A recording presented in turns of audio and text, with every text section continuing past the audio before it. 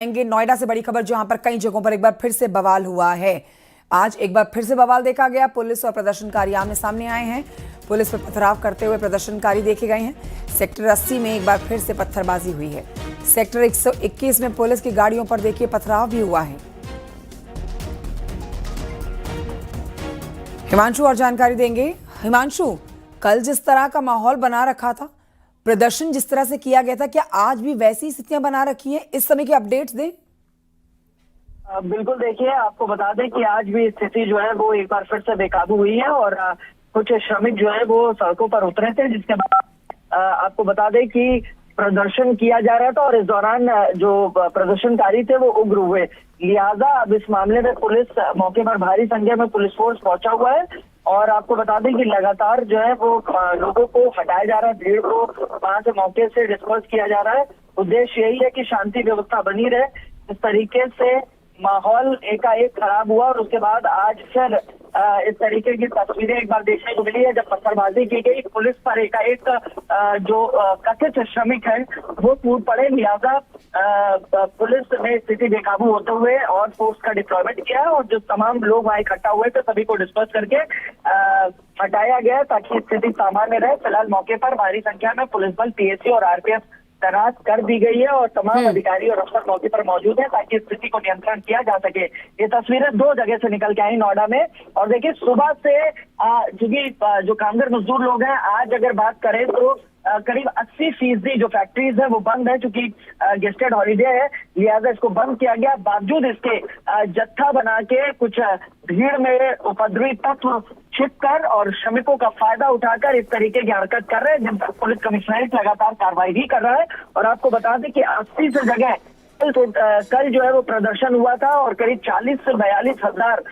जो श्रमिक थे वो सड़कों पर उतरे थे, लेकिन आज ऐसी स्थिति नहीं थी। और अब के बाद से इस तरीके की तस्वीरें एक बार फिर से सामने देखने को मिली और जब सड़कों पर श्रमिक उतरे तो उन्हें समझाया बुझाया गया, लेकिन बावजूद इसके पत्थरबाजी की गई। मौके पर जब स्थिति नियंत्रण में नहीं दिखी तो पुलिस ने हल्का बल प्रयोग भी किया है ताकि भीड़ जो है उसको हटाया जाए, उसको खदेड़ा जा सके ताकि शांति व्यवस्था बनी रहे और लॉ एंड ऑर्डर ना खराब हो। देखिए बहुत ही खराब मैसेज, जिस चीज का जिक्र गौतम बुद्ध नगर पुलिस कमिश्नर ने भी किया था, क्योंकि नोएडा एक औद्योगिक क्षेत्र है और ऐसे में यहाँ पर इस तरीके की एक्टिविटीज, लॉ एंड ऑर्डर और साथ ही औद्योगिकरण, जिस तरीके से सरकार लगातार औद्योगिकरण पे फोकस भी कर रहा है, उसको डेंट करने के उद्देश्य से भीड़ का एक हिस्सा इस तरीका का एक्ट कर रहा है, जिन पर कार्रवाई की जा रही है। 350 के आसपास लोगों को गिरफ्तार किया जा चुका है। कुछ ट्विटर हैंडल्स है, कुछ इंस्टाग्राम हैंडल्स है जिस तरीके की एक्टिविटीज में संलिप्त है, ज्यादा उन पर भी सोशल मीडिया प्लेटफॉर्म पे भी इस तरीके की अफवाहें फैलाई जा रही है। और आज एकाएक 10:30 बजे के आसपास इस तरीके का जत्था एक बार फिर से निकल के आया है जिसने पत्थरबाजी की है। कुछ लोगों को डिटेन जांच की जा रही है, मोबाइल फोन जब्त किए गए हैं ताकि इनके इशारों पर ही हो रहा है जिस षड्यंत्र का जिक्र लगातार गौतम जी। हिमांशु, तस्वीरें अपने दर्शकों को दिखा रहे हैं। मैं लौट रही हूँ आपके पास। देखिए, महत्वपूर्ण जानकारी हमारे सहयोगी दे रहे हैं। ग्राउंड जीरो पर इस समय क्या हालात बने हुए हैं? कल जैसे हालात बदतर तो होते हुए नजर नहीं आ रहे हैं, लेकिन माहौल खराब करने की आज एक बार फिर से कोशिश की गई है। भारी संख्या में सुरक्षा बलों की तैनाती की गई है। प्रमुख नोएडा के 2 स्थानों पर इस तरह का उत्पाद आज फिर से लोगों ने मचाया है, जिस पर देखिए कई लोगों को धर दबोचा गया है। मामले को कंट्रोल करने के लिए यहां पर भारी सुरक्षा बल की तैनाती की गई है। कल की कार्रवाई में पुलिस ने 300 से ज्यादा लोगों को गिरफ्तार किया है। 7 के खिलाफ एफआईआर दर्ज की गई है। कार्रवाई अभी कल की खत्म भी नहीं हुई है कि आज एक बार फिर से उपद्रवियों ने उपद्रव मचाना शुरू कर दिया है। नोएडा के 2 प्रमुख स्थान हैं जहां पर इस समय उपद्रव मचा रहे हैं उत्पादी। यहां पुलिस ने भी मोर्चा पूरी तरह से संभाला हुआ है। हिमांशु लगातार जानकारी दे रहे हैं। हिमांशु, इस बात का अंदेशा पुलिस को पहले ही था कि कल जो बवाल कटा था वो एकदम से शांत होने वाला तो नहीं है, क्योंकि इसमें बाहरी साजिश की भी बू आई है। ये भी बात जताई जा रही है कि यहाँ पर साजिशकर्ताओं ने, बाहरी लोगों ने इन श्रमिकों को गुमराह किया है, इनको गलत गाइड किया है, मिसगाइड किया है। तो यही अंदेशा पुलिस का पहले भी था, इसीलिए यहाँ पर सुरक्षा बलों की पहले से तैनाती कर दी गई थी। देखिए, जाहिर तौर पे आपको बता दें कि आरएएफ पीएसी की 18 टुकड़ियां तैनात की गई। इसके अलावा 5000 का फोर्स गौतम बुद्ध नगर पुलिस के पास अपना फोर्स है, 5000 से 6000। इसके अलावा 18 टुकड़ियां आई हैं और इसमें आरएएफ पीएसी बल तैनात है। और क्यूआरटी टीमें बनाई गई बाकायदा, जो हाँ। पूरे शहर में जो इंडस्ट्री औद्योगिकरण जहाँ औद्योगिक इकाइयां लगी हुई है, खासतौर पे 2 सेक्टरों में बांट दिया गया, वहाँ पे डीसीपी मजिस्ट्रेट की तैनाती की गई है और क्यूआरटी टीम लगातार क्विक रिस्पांस टीम जो है वो शहर में भ्रमणशील है और गश्त कर रही है। बावजूद इसके आप अंदाजा लगाइए कि 70 से सेक्टर 70 और सेक्टर 80 में एक बार फिर से पत्थरबाजी की गई, एक बार फिर उग्र आंदोलन किया गया और एक बार फिर मैसेज दिया गया कि माहौल खराब करेंगे।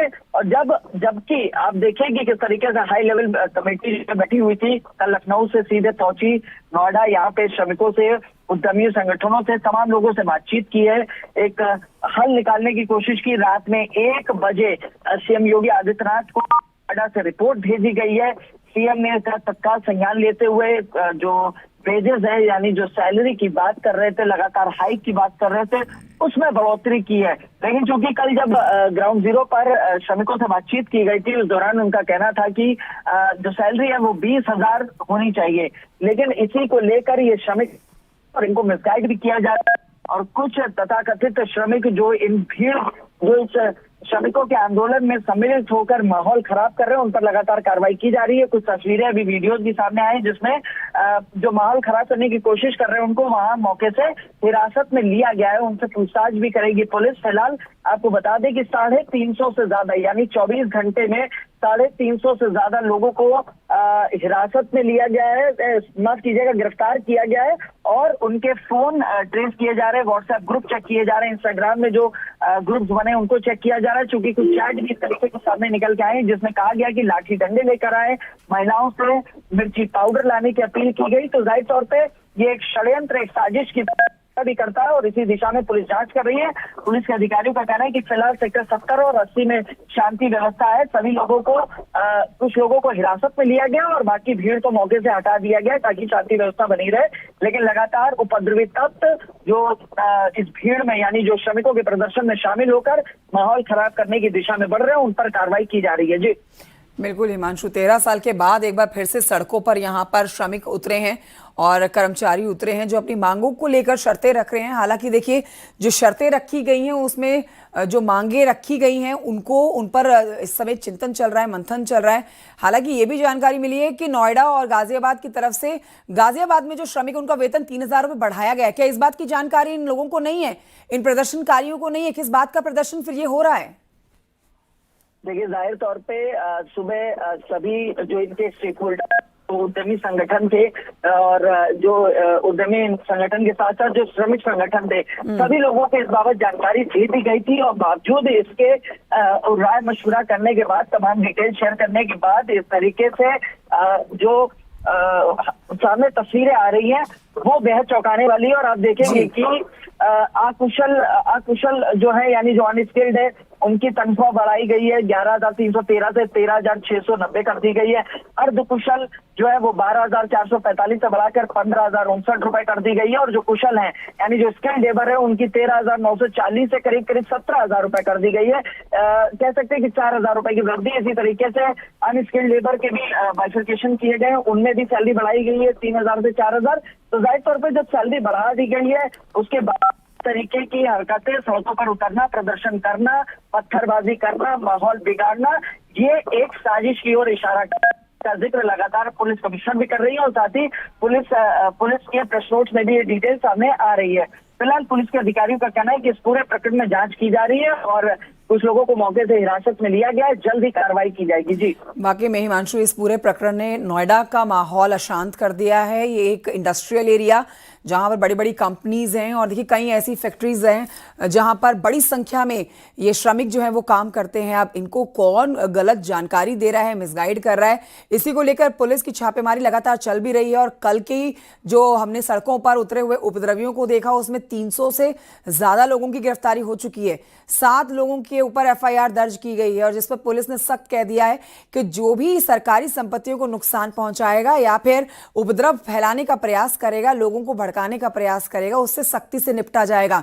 अब इस पूरे मामले में राजनीतिक एंगल इसी तरह से सोचा जा सकता है कि देखिए अगले साल होने हैं चुनाव, उससे पहले सरकार की जो एक छवि बन रखी है हर एक के विकास के लिए, उत्थान के लिए, उसको खराब करने की यहाँ पर ये कोशिश के तौर पर देखा जा रहा है, क्योंकि बीजेपी सीधे तौर पर इस पर विपक्ष पर निशाना लगा रही है हिमांशु, और विपक्ष यहाँ पर सरकार की नाकामी बता रही है। लेकिन जो पूरा प्रकरण एक आम इंसान समझेगा, जानेगा कि भाई जब सैलरी बढ़ाने की बात की गई, मांग की गई, उस मांग को माना गया, सारी चीजें, सारी शर्तें आपकी मंजूर कर ली गई हैं, तो ये प्रदर्शन क्यों किया जा रहा है? ये तो सीधे तौर पर साजिश के तौर पर इसको समझा जाएगा कि आप माहौल को खराब करना चाहते हैं, सरकार की अच्छे कृत्यों को आप लोगों पर नकारात्मक तरीके से पहुंचाना चाहते हैं। इसी वजह से इस पूरे एंगल में कॉन्स्पिरेसी देखी जा रही है।